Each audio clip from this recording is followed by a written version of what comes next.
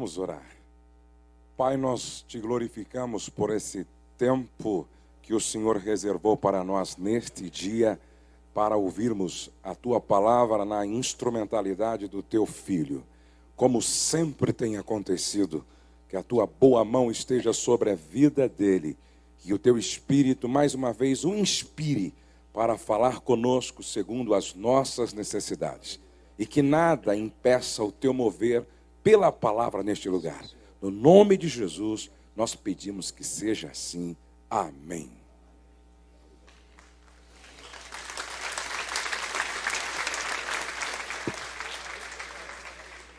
Meus irmãos, a paz do Senhor Jesus. Bom dia. Que coisa boa poder estar nesse lugar com vocês.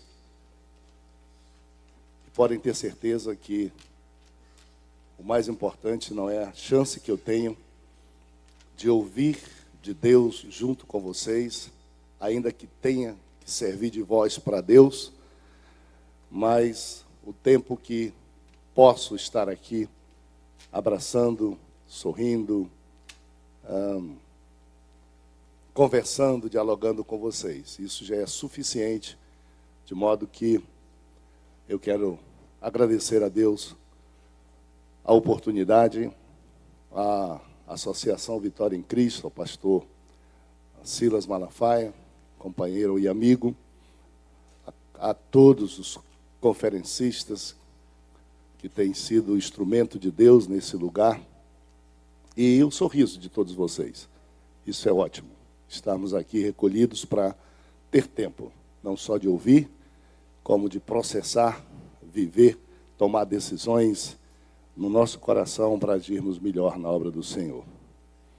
Eu gostaria também, nesse instante, agradecer a Deus, não só pelo o trabalho da associação, toda a equipe do pastor Silas Malafaia, mas também dizer da honra que é ver aqui a família de ambos os lados. Pastor Gilberto Malafaia, irmã Albertina Malafaia, essa história toda construída. E também o pastor Zé Santos e toda a família Santos, que trazem aí com a Elisete também essa história. E para que esse casal possa fazer o que está fazendo, tem que haver uma retaguarda muito boa, familiar e de oração. Eu gostaria de, nesse instante, reverenciar as famílias que trouxeram aí esse alicerce tão grande.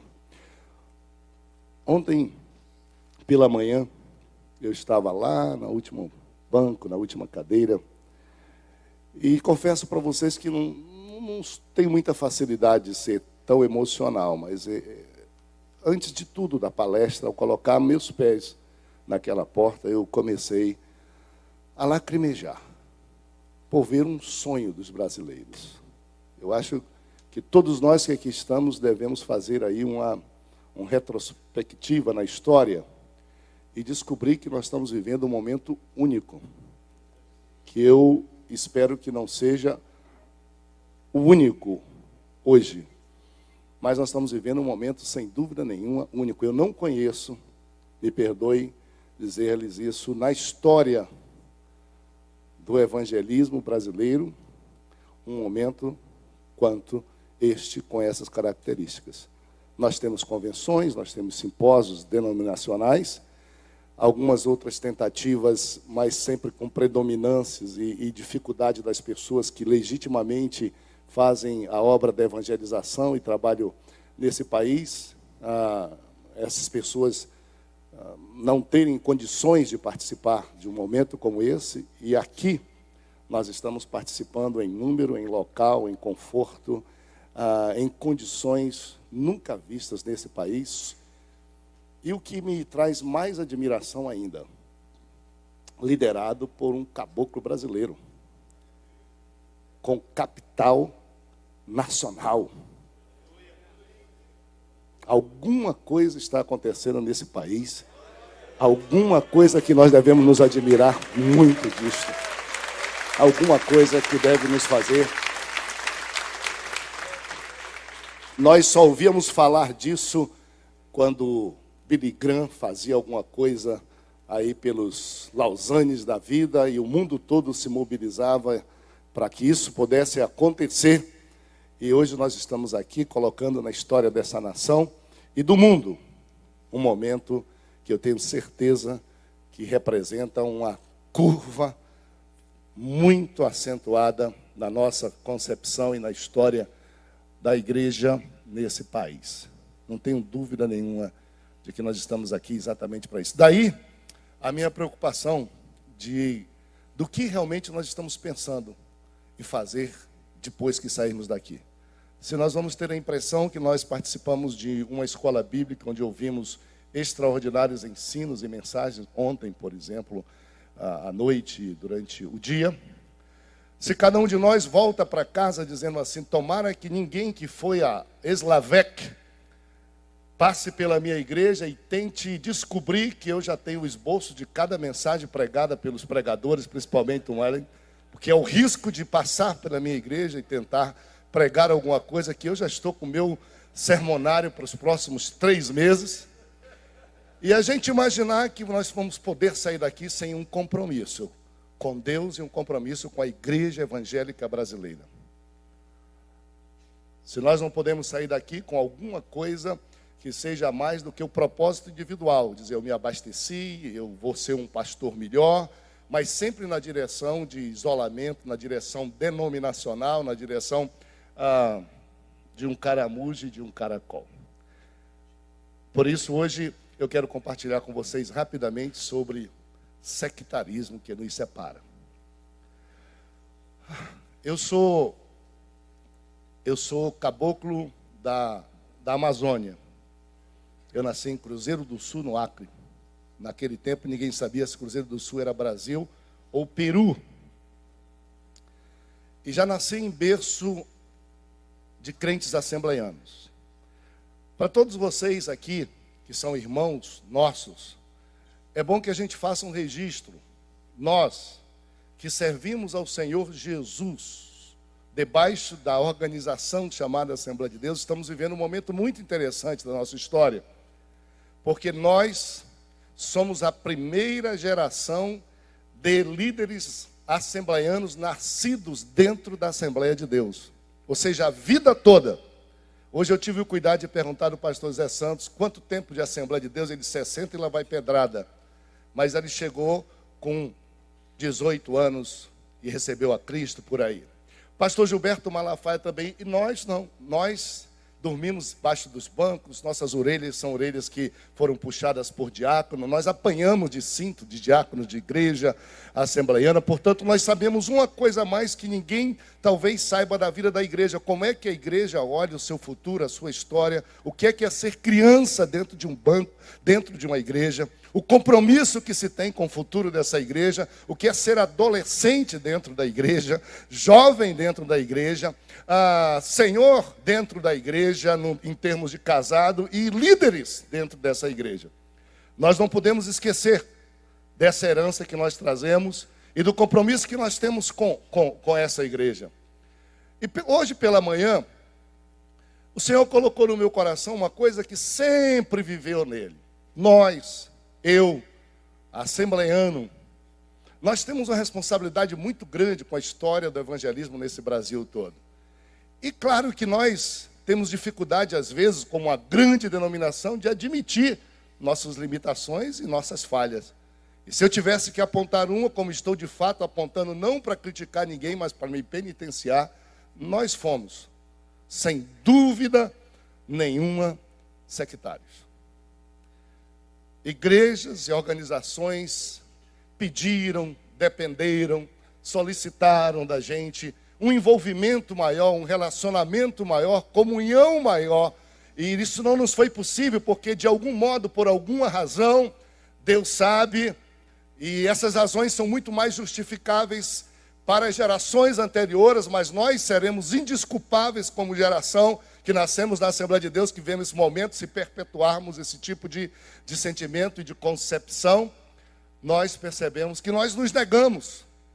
Por isso que eu disse, é um momento memorável. Eu não lembro tantos assembleianos sentados com tantas pessoas, irmãos em Cristo, de tantas denominações. E isso eu julgo um tesouro, aquilo que nós estamos vivendo hoje aqui, e nos ouvirmos juntos aqui, dizermos, nós somos irmãos, nós somos juntos.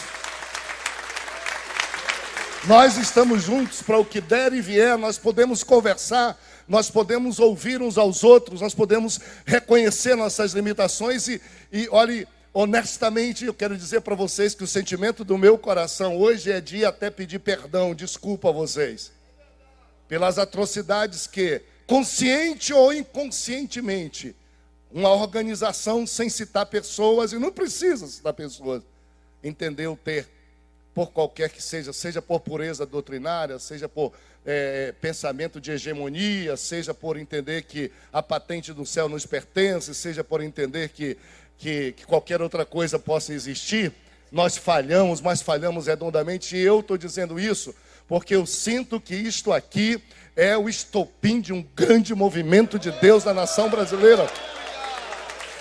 E que para a gente começar a fazer alguma coisa, a gente tem que começar a reconhecer nossas limitações e, sobretudo, pedindo ao Senhor perdão a Deus por aquilo que nós poderíamos ter feito de melhor. E pedindo a Deus que tenha misericórdia de nós, para que a gente não fale com a nossa missão de irmãos, de comunhão, de igreja, de corpo de Cristo nesses próximos instantes, porque nós seremos indesculpáveis. Nós não temos as mesmas razões históricas e tecnológicas que separaram o corpo de Cristo nessa nação brasileira. Nós somos responsáveis por isso. E eu quero que vocês realmente entendam isso.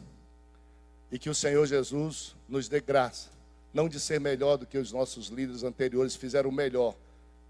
Queira Deus que nós possamos fazer aquilo que eles fizeram, com as pequenas correções que o tempo exige. Nós nem sabemos, não podemos nos jactanciar disso. A Bíblia diz que não se alegre o que se cinge para a batalha, tanto quanto que se descinge da batalha. Portanto, esses homens fizeram tanta coisa boa.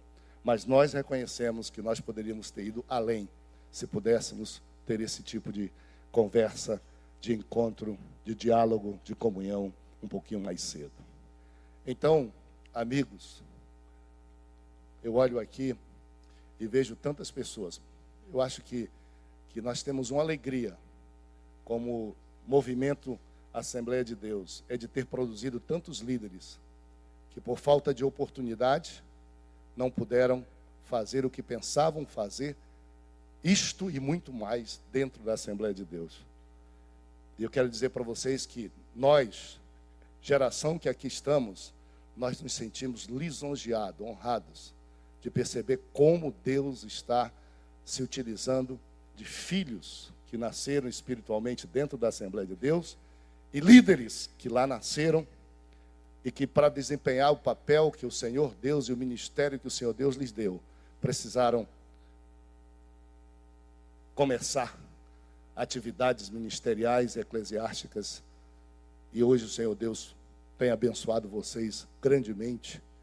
Nós nos honramos. Vocês não devem em nenhum momento pensar que existe ranço passado nesse sentido e que Senhor Deus vos multiplique 1000 vezes mais como prometeu, porque no céu nós vamos ser recebidos e contados pelo que fizemos para a salvação das vidas nesse país e não pelo nosso crachá denominacional. Nós nos sentimos extremamente felizes e abençoados e a nossa proposta na limitação da nossa vida é vamos caminhar juntos, vamos conversar, vamos nos misturar. Nós somos um só corpo, nós somos a igreja de Cristo Jesus, o nosso Senhor, e nós vamos fazer uma grande obra para Deus, não tenho dúvida nenhuma, ok? Abram comigo a Bíblia no que está escrito em Marcos capítulo 9, verso 38 e 39.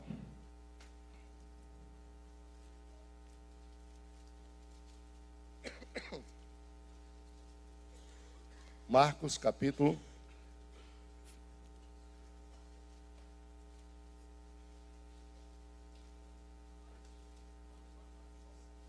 9, verso 38 e 39. Olha o que diz a palavra do Senhor. Disse-lhe João: Mestre, vimos um homem que em teu nome expelia demônios, o qual não nos segue. E nós nos proibimos, porque não nos seguia. Mas Jesus respondeu: não lhe proibais. Porque ninguém há que faça milagre em meu nome e logo a seguir possa falar mal de mim, pois quem não é contra nós é por nós.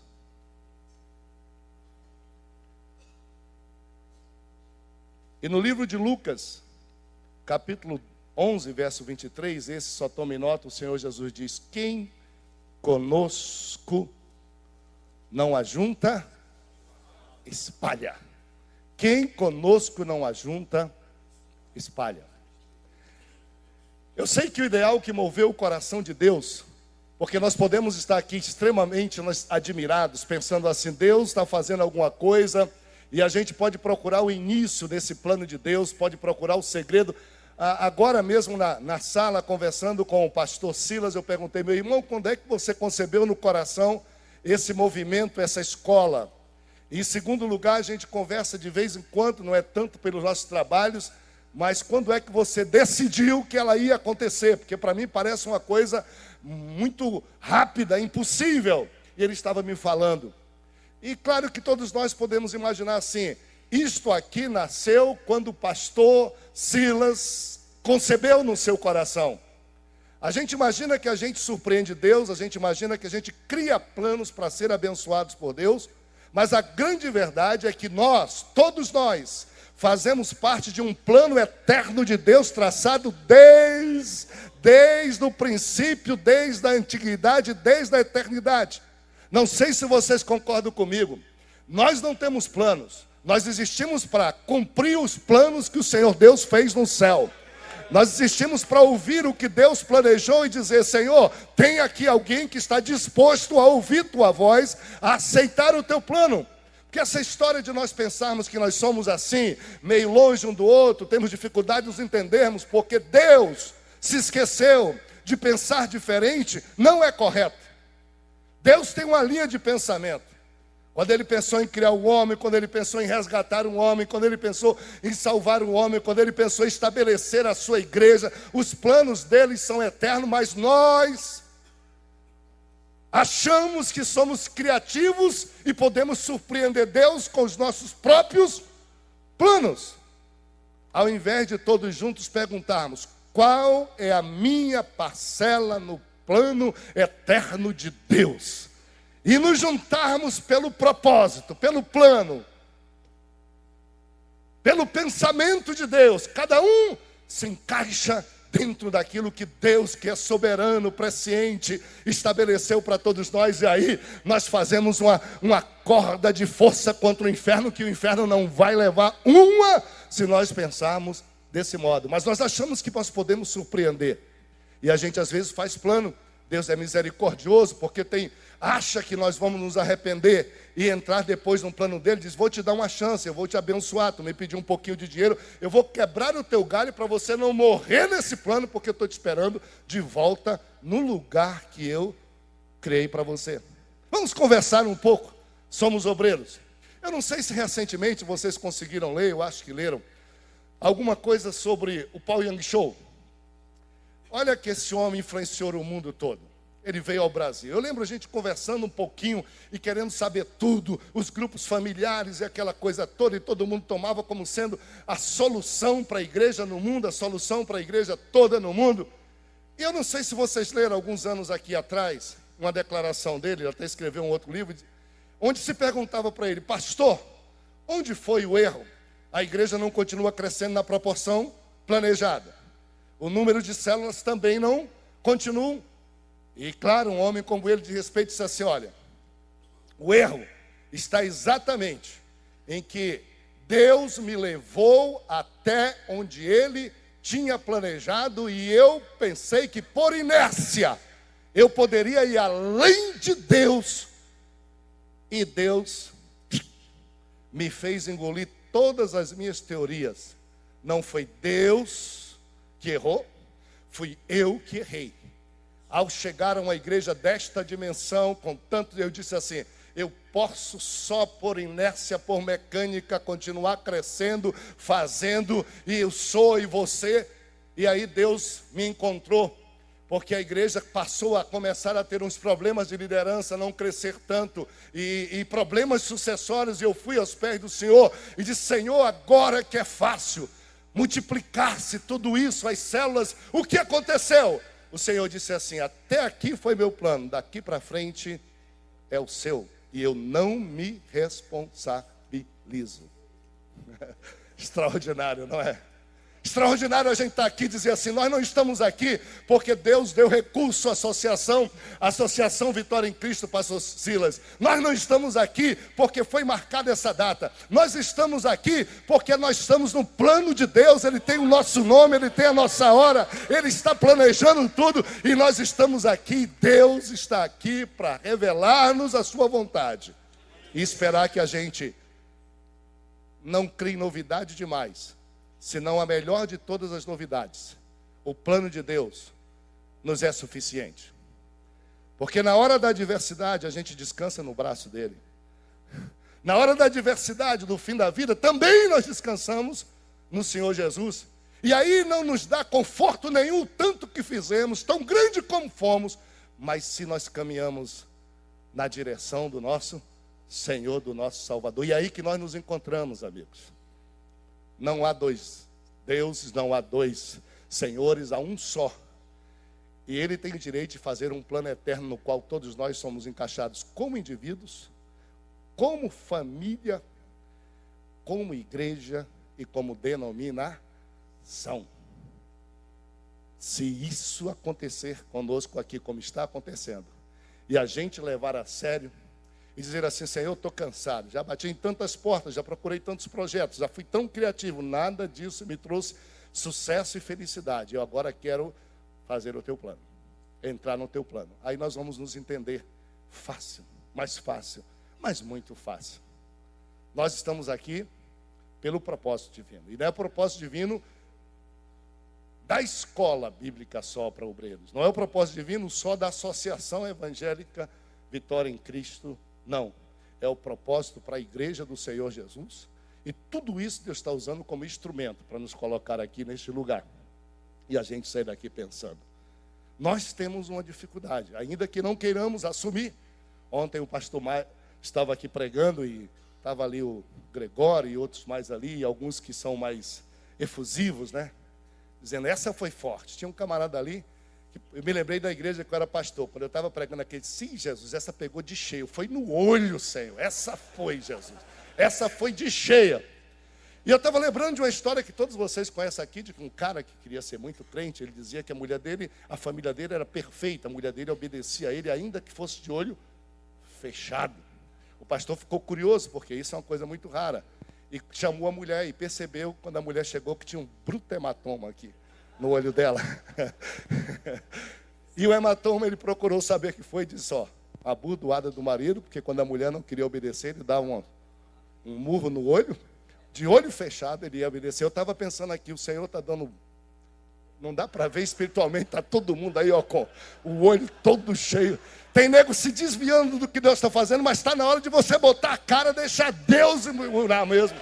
Porque talvez só de olho fechado é que a gente cumpre o propósito divino do Senhor Deus. Fé é a certeza das coisas que se esperam, convicção do que não se vê. E o justo vive da fé, e o pastor vive da fé. E eu estava lembrando, vim para cá cheio, estou pregando, ouvindo o pastor pregando, e eu também. E amanhã nós temos o dia da reforma. O Miles Monroe falou sobre a reforma do ponto de vista só histórico, só de concepção e tudo. Mas para nós brasileiros, a gente olha o Martinho Lutero como um louco. A semelhança de muitos de nós que está aqui, que não está satisfeito nem com a gente, nem com a estrutura que nós criamos, nem com a forma da igreja ser. Alguma coisa tem que ser feita amanhã, é dia da reforma. E eu não sei por que o pastor escolheu essa data, mas eu acho que nós vamos sair daqui meio reformados, dentro da nossa vida, dentro da nossa família, dentro da nossa igreja. Nasce aqui uma fonte, um estopim de glória e de reforma. Porque Satanás quer provar que nós somos poucos. Satanás quer provar que não há tantos que pensem que queiram pensar. Satanás quer pensar que a gente pode ser vítima só de estruturas denominacionais que esmagam vocações, esmagam chamamento, esmagam gerações. Isso aqui é uma forma do Senhor nos dizer que nós estamos aqui e que não há como esmagar o sonho de Deus, o plano de Deus, a obra de Deus, que há muitos que estão pensando, que há muitos que estão... A diferença é que nós estamos resolvendo conversar, sentar, dialogar, ao invés de sermos exclusivistas, sectaristas, particulares na forma de pensar. Imaginar que o Senhor Deus nos chamou para sermos uma igreja vibrante, uma igreja que não teme deixar de praticar aquela religião que é a religião do freio. Eu vou devagar e todos têm que ficar atrás de mim, freando, ainda que eu tenha de falar mal, denegrir, que ninguém pode ir além da dinâmica minha, da minha velocidade. Eu só corro por inveja dos outros. Eu só faço quando os outros fazem melhor ou me alcançam.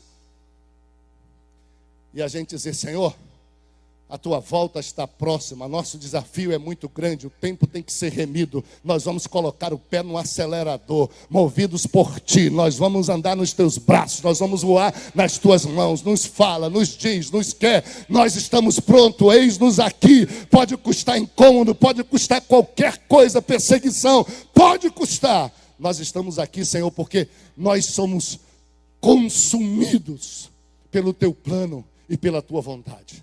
É a única segurança nossa. É para onde nós vamos.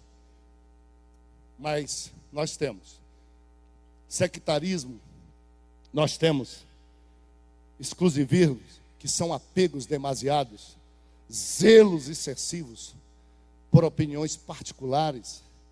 Não são convicções, às vezes são opiniões. Porque as convicções nossas só podem ser uma, as da Bíblia. E aquelas que a Bíblia diz que é. Porque o que a Bíblia diz que é, e ninguém pode dizer que não é.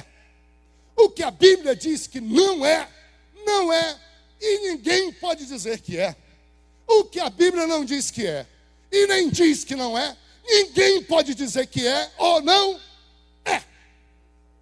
Ninguém pode botar preceito sobre preceito, lei sobre lei, regra sobre regra, jugo sobre jugo, fardo sobre fardo, querendo ajudar Deus a salvar o Brasil, a salvar as almas, a tornar a igreja, quem sabe, digna do céu. Quando o apóstolo Paulo disse assim, ao fim da sua vida, entrego-vos ao Senhor e ao poder da sua palavra, que é poderosa e suficiente para vos santificar e dar lugar com aqueles que são santificados no céu, a sua querida palavra. Mas, diferentemente disso, eu sei que nós já vencemos muitas, aparentemente, porque nós vencemos algumas barreiras como a distância, como as gerações um pouquinho, mas nós estamos criando barreiras. Esta geração, nossa geração, está construindo muros e barreiras que ainda levam a igreja do Senhor Jesus a ter dificuldade de atuar como um só corpo. É mais preocupante até o que está acontecendo agora, às vezes por instrumentalidade de cada um de nós da nossa geração, do que aquilo que aconteceu no passado. Nós estamos construindo muros e nós precisamos derrubar muros divisórios. Esses muros que nós construímos, denominacionais, sectários, exclusivistas, são muros que estão sendo construídos pela astúcia do diabo, porque ele sabe que nesse último tempo, que o pecado desafia, abunda, a graça de Deus deverá superabundar, como a Bíblia diz. Satanás conhece a Bíblia e ele sabe que vai acontecer, ele tenta só frustrar acontecer na vida de cada um de nós. Então a astúcia de Satanás constrói isso. Ou então, não só a astúcia de Satanás, mas também loucura de homens e líderes que se sentem chamados para construir alguma coisa para o seu próprio prazer, que tratam a igreja de Cristo como a minha igreja. Na minha igreja é assim. A pergunta sempre é: que igreja que é a sua? Você já disse isso para os membros da igreja, que ela é sua, para ver se eles têm interesse de ficar nela, se é que ela é sua? e as regras são suas? Já teve coragem de dizer, esta aqui é minha, aqui é assim, assado, nem nada, tal. Diga lá. Aliás, diga para você mesmo, para ver se você quer continuar sendo pastor desta que é sua, e ir para o inferno, se você quiser o final disto. Igreja não é assunto de homens, igreja não é assunto de organização, de estrutura. Igreja é assunto de Jesus Cristo. Ele disse, eu edificarei a minha igreja, e estas são as portas do inferno, não prevalecerão contra ela. Só. E olha a questão estabelecida aqui nesse verso. O Senhor Jesus estava falando de liderança, o Senhor Jesus estava falando nos textos anteriores, os discípulos estavam discutindo quem era mais importante, quem era mais poderoso. E um deles, que a Bíblia diz que é João, a gente diz que foi o único que foi mais longe, o único que deitou o seu rosto no Senhor. A gente disse que seria de todos o que nós gostaríamos de seguir. João, depois de toda a discussão, quem é o maior, quem é o menor, meteram a mãe dele para saber quem é que fica de um lado, fica do outro. João sentiu-se o cara, estava se sentindo tal. Chegou com o Senhor Jesus, Jesus, pela autoridade que nós temos, pelo zelo da tua obra, nós vimos um camarada ali que estava sendo usado por ti, abençoado, os demônios não suportavam, mas ele não anda conosco, não é dos nossos. Olha a razão de João, de todos, o melhor, o mais doce, o mais santo, o melhor de todos os homens. Verso 39, verso 38, disse-lhes João, mestre, vimos um homem que em teu nome, tudo certo, expelia demônios, tudo certo, mas ele não nos seguia. Amarrou, estava tudo certo, o camarada tinha fé, o sujeito estava fazendo um trabalho em nome de Jesus, estava libertando oprimidos de Satanás e do diabo, mas o fecho de João foi esse, mas ele não é do nosso time, não é da nossa igreja, não é do nosso partido, não é do nosso grupo, não é da nossa convicção teológica, não é da nossa teologia, não é da nossa região, não é da nossa geração. Ele não pode. Religião é exclusividade de alguém. Não pode. O cara que fica fazendo igreja com o pé no freio, impedindo os outros de fazer igreja, com medo de tudo. Porque ele acha que igreja é só concorrência, igreja é só boas ideias, igreja é uma porção de coisas, ao invés de soltar o cabo da nau, tomar o remo na mão, deixar que a correnteza do Espírito de Deus lhe leve mais longe do que todo mundo. Se a correnteza leva a todos, vamos lá para alto mar, vamos pescar, vamos pegar os peixes todos, vamos mandar os peixes chegarem, vamos lá. E a justificativa de João, o melhor de todos daquela ocasião. Claro que o Senhor Jesus foi esplêndido, foi magistral, não é? João disse assim, ele em teu nome, acontece, nós vimos, as pessoas ficam realmente libertas, é no teu nome, Senhor, mas não pode acontecer isso. Ele tem um defeito, ele não é da nossa denominação, não é da nossa igreja, não é da nossa convenção, não é da nossa aliança, não é do nosso grupo pastoral, não é do nosso ministério, ele não é disto, ele é de outra geração, ele é muito novo, ele é muito velho, ele tem a cabeça chata, ele não fala bem, ele é de outra região e ele não pode fazer. Aí o Senhor Jesus respondeu para ele e disse assim, eu gosto de Jesus porque Jesus não alisa, ele responde e depois ele explica, ele dá logo a cacetada. Depois ele explica, Jesus era muito objetivo, aliás Jesus era tão objetivo que se vocês pegarem a Bíblia toda, em 6 horas vocês leem tudo que Jesus falou na Bíblia. Tudo que Jesus falou na Bíblia, vocês leem em 6 horas. O resto é para explicar contexto do que ele fez, de como ele procedia. Mas o que ele falava, ele olhou para João e disse assim, aproveitou, ele deu um grito maior e disse assim, não lhe proibais. De jeito nenhum. E aí Jesus foi explicar, os caras tomaram um susto. Eles estavam habituados a isso, conheciam lá o Velho Testamento, quando Deus teve pena de Moisés. Essa ideia louca que nós temos de centralização, de religião, de uma porção de coisa, imaginando que o Senhor Deus vai condicionar o seu grande amor, o seu sacrifício na cruz, às nossas limitações estruturais ou de vida ou coisa parecida, não é? E Moisés não podia fazer mais nada. E a palavra foi, olha, pega 70 aí, junta aí que eu vou te ajudar. Você já devia ter feito isso. Não foi para isso que eu te chamei, para estar morrendo aí, o povo está morrendo, não cresce, não vai chegar. Aliás, tu não ouviu teu sogro não é pastor, não é nada, chegou aqui e disse, Moisés, tu está morrendo, o povo vai morrer, não vai chegar no céu, rapaz. Procura homens, tu não ouviste? Então junta aí. E eu vou pegar do Espírito que está sobre ti, vou compartilhar com eles.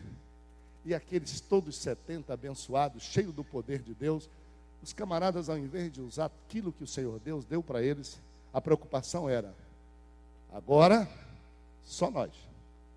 E todos, a Bíblia diz em seguida, nem fala do que eles fizeram com a porção que receberam de Deus, mas a reclamação foi, voltaram para Moisés e disseram, encontramos 2, que não era do grupo, não estavam entre os 70 e eles estão profetizando soltos aí.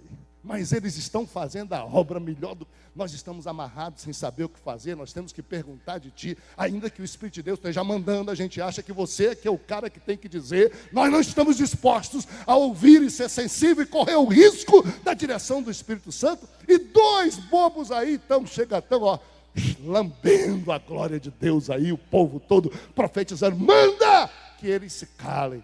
Moisés, líder, coração, oxalá. Quem dera que todo Israel profetizasse. Quem dera. Essa é a linguagem aqui do Miles Monroe, né? É a linguagem do pastor Silas, é a linguagem de outros que aqui vieram. E eu quero dizer para vocês que minha voz pequena e baixa é a linguagem. Quem dera que todo crente brasileiro tivesse a chance, soubesse, estivesse livre de julgos, para profetizar para esta nação e tocá-la com o poder de Deus e a salvação de Cristo Jesus, o nosso Senhor. Quem dera, que sonho que nós temos, E lá eram só 70, aqui são 1.800, e se o Brasil não ver esses sonhos, se você não sonhar, meus pêsames, que pena você perdeu o tempo, gastou o dinheiro de Deus e da associação, aí que veio aqui, pagou hotel gostoso, pagou comida gostosa, eu vim comer aí, tem ali para os conferencistas, só por questão de tempo, mas o cardápio de vocês aqui embaixo ontem era melhor do que o lá de cima, a picanha de vocês com aquele molho, a de nossa lá não tinha um molho, estava gostoso demais, estava delicioso demais. Isso tudo aí para vocês é para a gente pensar e dizer assim, quem dera que toda a minha igreja um dia tenha essa oportunidade que eu estou tendo, quem dera que eu possa de algum jeito reproduzir quando chegar em casa aquilo que eu aqui falei. Quem dera que eu possa chegar lá e acender o estupim daquele fogo que está se apagando no altar e possa dizer que o fogo arderá continuamente sobre o altar e não se apagará. E não se apagará. Oh, glória seja dada ao nome de Jesus para sempre. Ao eterno, ao Senhor maravilhoso. Eu chamo isso de religião de freio. Ninguém vai a lugar nenhum freando, pelo contrário. Acaba com o disco, acaba com o freio do carro, atrapalha o trânsito, congestiona todo mundo, causa acidente. Acidente pela inércia. Acidente porque o Senhor diz ao povo que marche. Diz o povo que venha remir o tempo, porque os dias são maus. Diz o povo que falta pouco tempo e Satanás será lançado e já está na terra. E sabendo que tem pouco tempo, ele agirá muito fortemente. Mas onde a graça, o pecado abunda, a graça do Senhor Deus está maior, operando, fazendo. E a gente está só olhando para os outros aqui. Para, critica, diz que não presta, faz o que é, achando razões para nos separarmos por um excesso de zelo, por alguma coisa que nem o Senhor, fazendo das portas de nossa igreja mais apertadas do que a porta do céu, mais dignas do que o pastor, mais digno nas regras do que Jesus.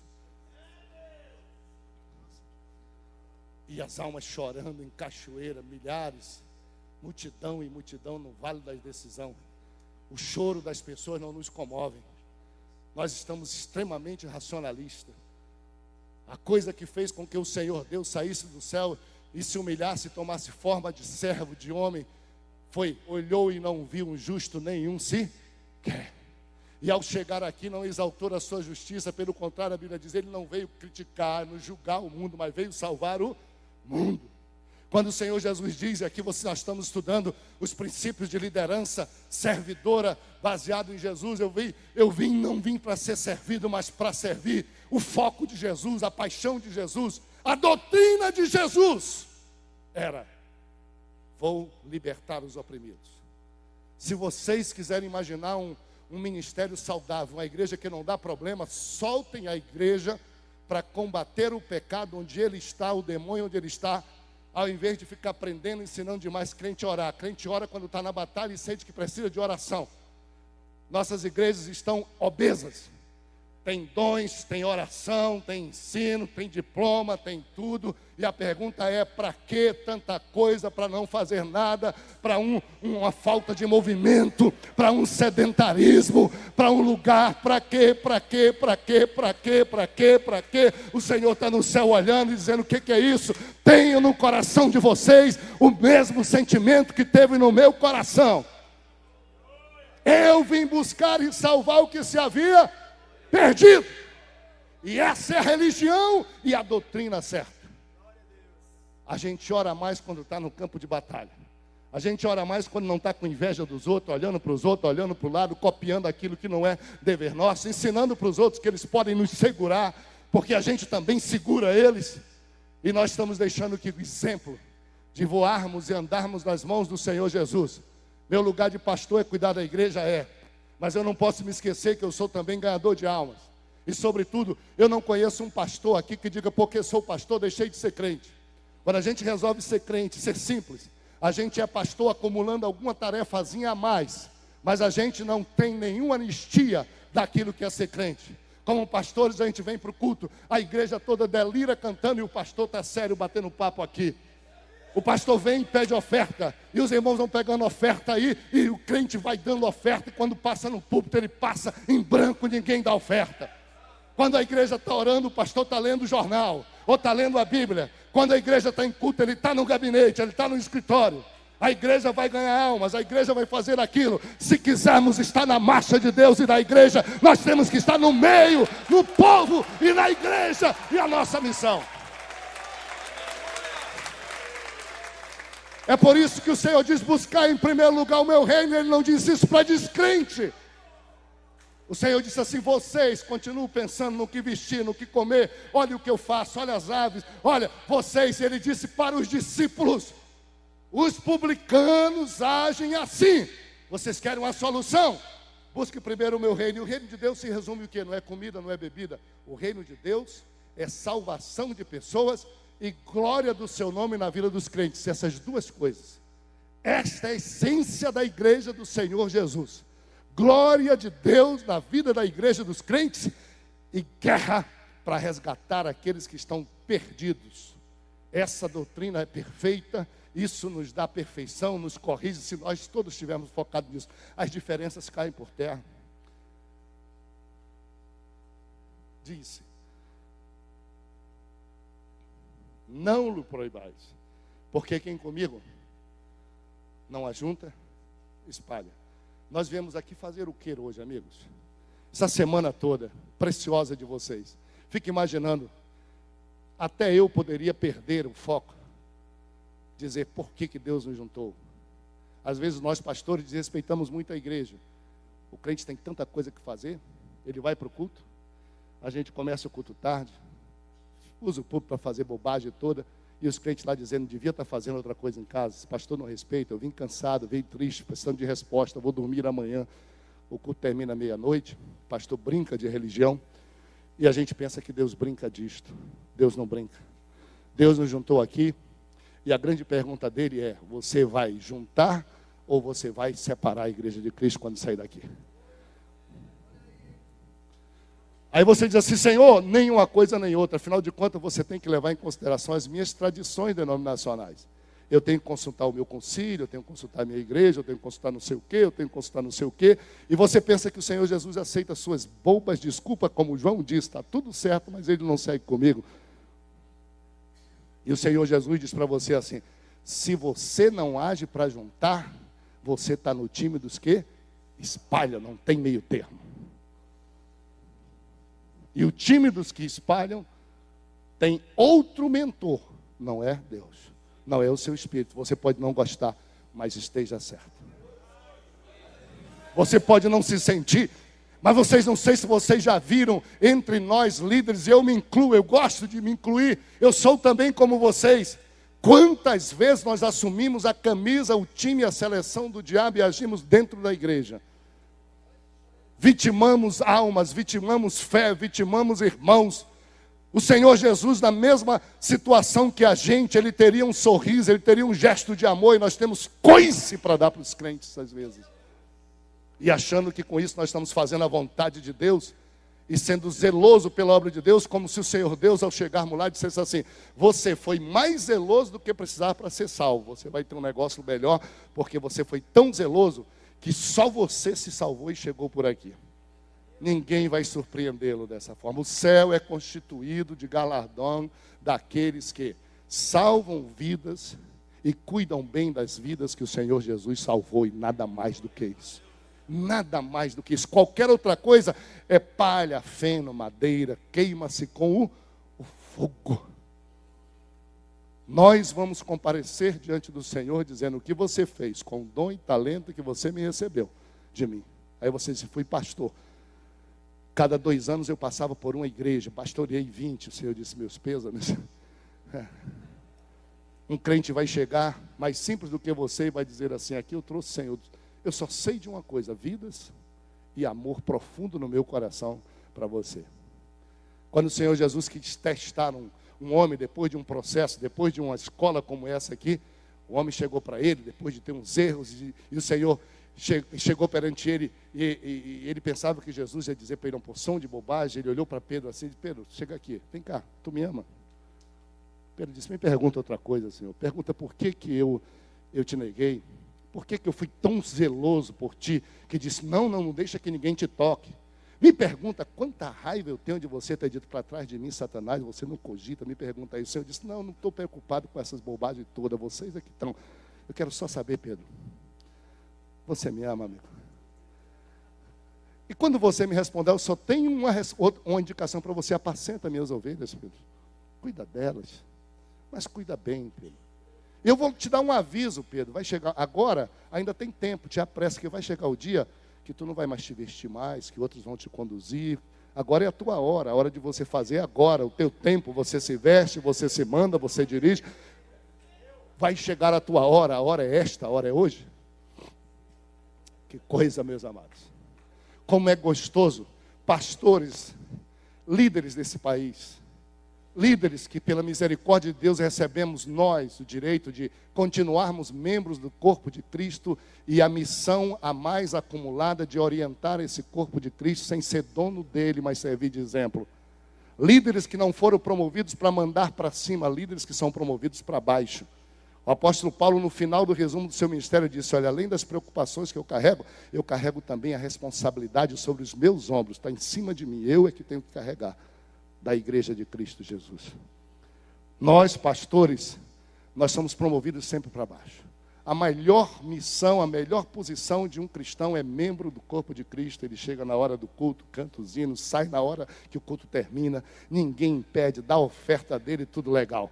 Depois que a gente começa a sentir que Deus tem outro chamado, e sobretudo aspirar ao episcopado, a gente imagina: eu quero para cima, eu quero mandar, e o Senhor Deus nos coloca para baixo e diz assim: diácono, não fique mais sentado. Agora você, além de sentar, você vai ter que tirar a oferta, vai ter que cuidar da igreja. Você foi promovido para servo, promovido para baixo, promovido para um lugar atrás. Aí o camarada diz: não quero ser diácono, vou sair desse negócio de tirar a oferta, cuidar de tempo, e deseja ser em algumas denominações o presbítero. Lá vai ele pensando que vai ficar melhor para ele, e quando ele assume o presbiterato, diz: agora tu vai cuidar da igreja, dos crentes, os crentes, cuida dos diáconos e cuida de ti também.